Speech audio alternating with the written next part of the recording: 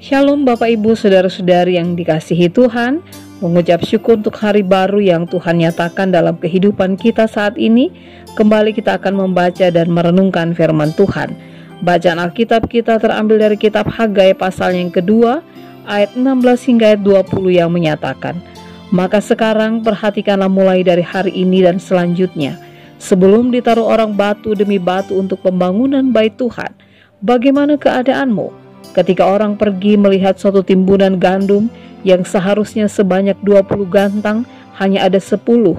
Dan ketika orang pergi ke tempat pemerasan anggur untuk mencedok 50 takar, hanya ada 20. Aku telah memukul kamu dengan hama dan penyakit gandum dan segala yang dibuat tanganmu dengan hujan batu, namun kamu tidak berbalik kepadaku." Demikianlah firman Tuhan. Perhatikanlah mulai dari hari ini dan selanjutnya, mulai dari hari yang ke-24 bulan ke-9, mulai dari hari diletakkannya dasar bait Tuhan. Perhatikanlah, apakah benih masih tinggal tersimpan dalam lumbung, dan apakah pohon anggur dan pohon ara, pohon delima dan pohon zaitun belum berbuah. Mulai dari hari ini aku akan memberi berkat. Demikianlah pembacaan Alkitab. Tuhan membuka jalan sehingga bangsa Yehuda bisa kembali pulang dari Babel. Salah satu tujuan memulangkan mereka adalah supaya mereka kembali membangun rumah Allah. Sayangnya bangsa Yehuda enggan kembali membangun rumah Allah yang sudah menjadi reruntuhan itu. Sebaliknya malah sibuk memapani rumahnya sendiri dengan baik. Mereka mengabaikan perkara-perkara rohani. Maka Tuhan pun menghukum mereka dengan kesia-siaan.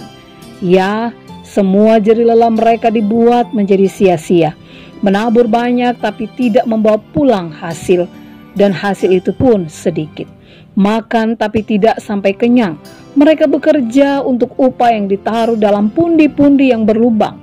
Di pasal 2 ini, pesan yang sama kemudian diperjelas kembali, bahwa Tuhan memukul mereka dengan hama dan penyakit gandum, sebab mereka mengabaikan pembangunan rumah Allah.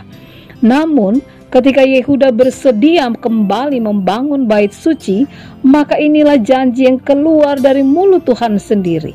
Mulai dari hari ini, aku akan memberi berkat. Ayatnya yang ke-20.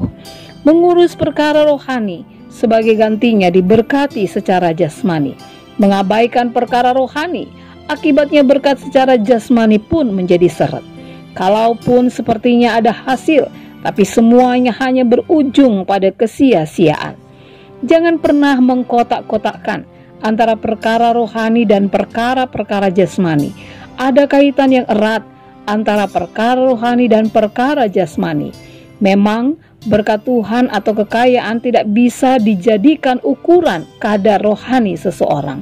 Namun, kita harus tahu bahwa janji Tuhan ini pasti digenapi. Orang Kristen yang sudah dewasa rohani pasti tahu betul bahwa mereka tidak bisa menerapkan prinsip matematika dalam hal mengikut Tuhan. Tuhan adalah Tuhan yang berdaulat. Ia memberikan berkat atau sebaliknya menahan berkatnya, bahkan bagi orang-orang yang selama ini selalu mengutamakannya. Namun demikian, ada satu kepastian yang sebenarnya tersirat jelas dalam bacaan hari ini, bahwa mereka yang mengesampingkan kehidupan rohani, hidupnya pasti akan terasa kurang.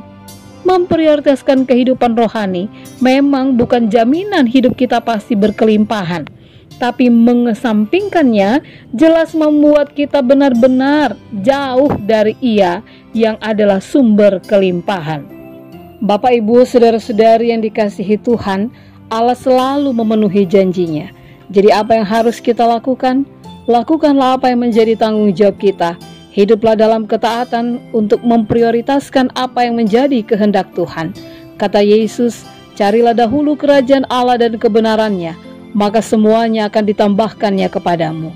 Maka sekarang, mari kita urus dulu rumah Allah, maka Tuhan sendiri yang akan memapani rumah jasmani kita. Amin.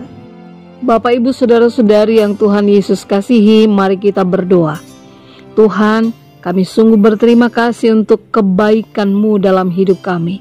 Penyertaan-Mu yang tidak pernah berkesudahan membuat kami selalu melimpah dengan rasa syukur dan hari ini. Terima kasih karena Tuhan juga mengingatkan kami kembali agar dalam menjalani hidup ini kami memprioritaskan apa yang menjadi kehendak Tuhan. Ingatkan kami Bapa, bahwa Allah yang kami imani adalah Allah yang sanggup memenuhi kebutuhan kami. Sehingga dalam keyakinan itu kami tidak ragu untuk dengan terlebih dahulu memprioritaskan kehendak Tuhan agar kami tetap hidup dalam kesetiaan dan ketaatan kepada Tuhan. Di dalam nama Tuhan Yesus kami berdoa. Amin.